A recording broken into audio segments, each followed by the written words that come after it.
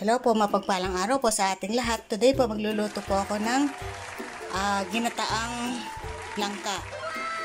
Ito po yung langka na aking gagamitin na hiniwa-hiwa na. And then po, ito po yung mga ingredients na ating gagamitin. Meron po tayo ditong sibuyas, bawang, 4 cubes, bagoong, and then po yung unang pinggang gata, pangalawang pinggang gata. Yung gagamitin po natin na panahog, yung pong pork giniling, and then mantika po. Ito po, meron po akong natirang kalahati na magic sarap. Lagay po natin para pangdagdag lasa. At saka po 2 pack na liquid seasoning. Ayan po. Ngayon po, mag-start na po tayo ngayon na nagpapait na po ako ng aking mantika, ay kawali.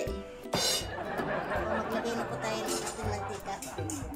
Sinet up ko lang po yung aking cellphone.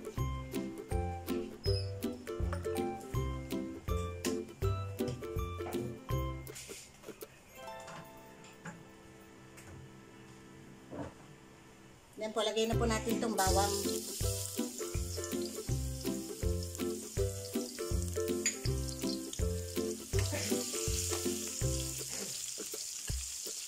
Tape lang po natin yung bawang. Then, sunod na po natin itong sibuyas.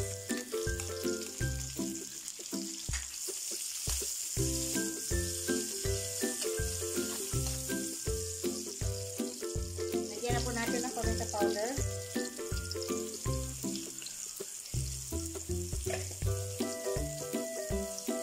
At ang iodine salt po.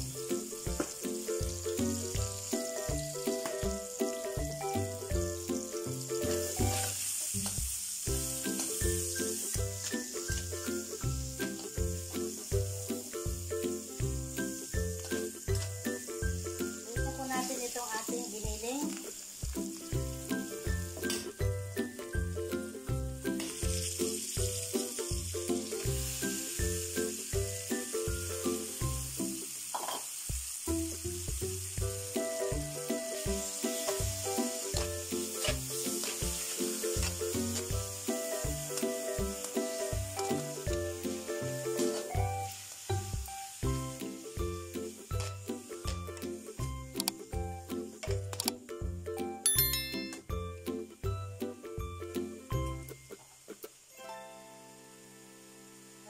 Maglagay po ulit tayo ng paminta powder. Ayun lamang po ito sa panlasa nyo. Unti-unti.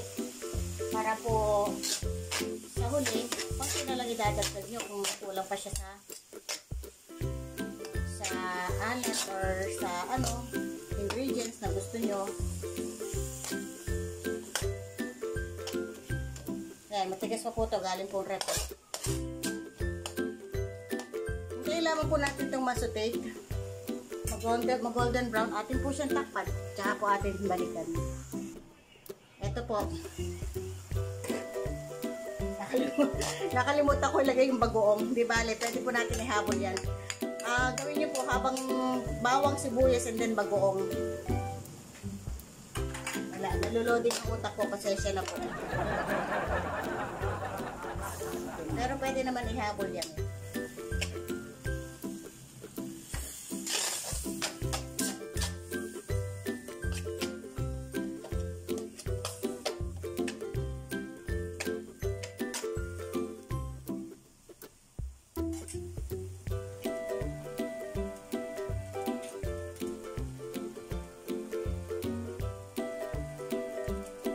Lagyan nyo na po itong liquid seasoning dito sa pinapakuluan nyo pong pinapalambot yung karne.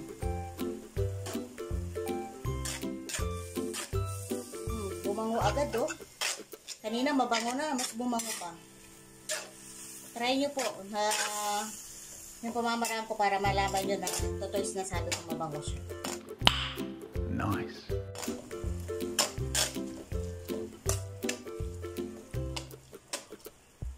Atin pong takpan.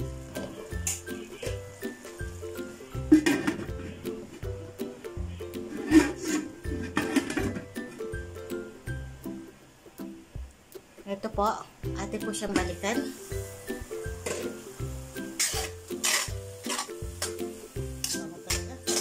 Ngayon po, lagay po natin itong ating gulay. Yung langka.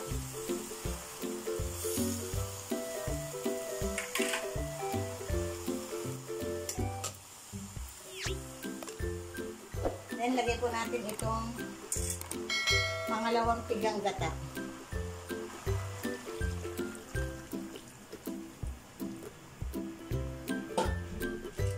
Lagay na po natin yung magic sarap na kalahati. And then, yung pong 4 cubes. Hintayin lamang po natin itong lumambot ng lumambot. Masarap po ito pag malambot na malambot.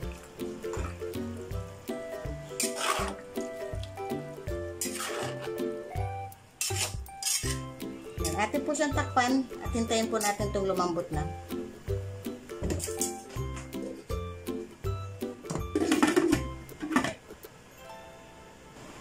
Ito po, update po sa niluluto. Ito, malambot na po siya. Ngayon po, ilagay na po natin itong unang pigang gata.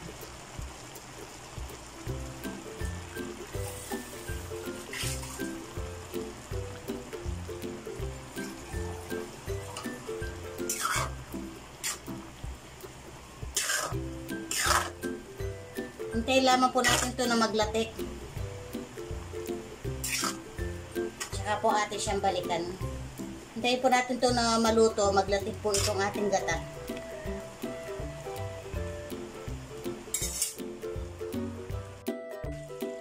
Ito na po ang ating nagawang langka, ginataang langka.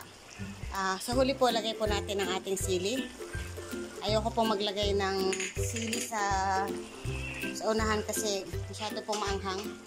Then haluin nyo lamang po. Pwede na po ito. Saka nyo po patayin ang apoy. Yahoo! Ano na po yung kuha niya? Sticky na po yung kanyang creamy na po yung kanyang sauce. Paano po? Papaalam na po ang inyong kakusinerang Lakotsera na sa inyo po ay lagi nagpapalala na stay safe po. God bless. Bye-bye.